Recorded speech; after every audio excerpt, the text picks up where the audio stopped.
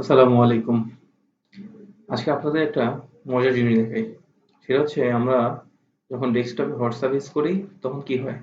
আমরা এই যে এরকম কোনো একটা মেসেজে যখন ক্লিক করি সেই চ্যাটটা আমাদেরকে ডান দিকে দেখায়, বাম দিকে আমাদের কনট্যাক্টস গুলা দেখায়, তাই না? কিন্তু অনেক সময় হয় কি আমরা একটা চ্যাট থেকে বের হয়ে থাকতে চাই কিন্তু বের হইতে পারি না। যেমন দেখেন আমি এটাতে ক্লিক করলে এটা থাকতেছে কিন্তু আমার এপাশে চ্যাটটা অন থাকতেছে। হ্যাঁ?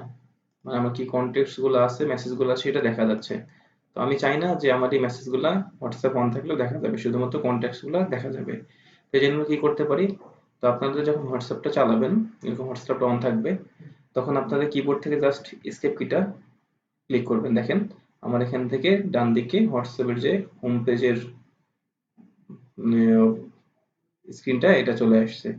তাহলে কিন্তু এখন আমার কোনো আর চ্যাটের মেসেজ দেখা যাচ্ছে না। তো আমি আবার যদি কোনো একটা চ্যাট অন করতে চাই তাহলে আমি জাস্ট ওইটাতে ক্লিক করবো, আমার সেই চ্যাটের কন্টেন্টস গুলা দেখাবে। সেম ভাবে এভাবেও। তো আবার যদি আমি সেটা হাইড করে রাখতে চাই তাহলে আমি জাস্ট কিবোর্ডে এসকেপ কিটা চাপবো, আমার সেই চ্যাটস গুলা হাইড হয়ে যাবে। তো এভাবে আপনারা আপনাদের অফিসে বা বাসায় যেখানে হোয়াটসঅ্যাপ ইউজ করেন তো সেখানে এভাবে আপনার কন্টেন্টস গুলা হাইড করে রাখতে পারেন। ধন্যবাদ সবাইকে।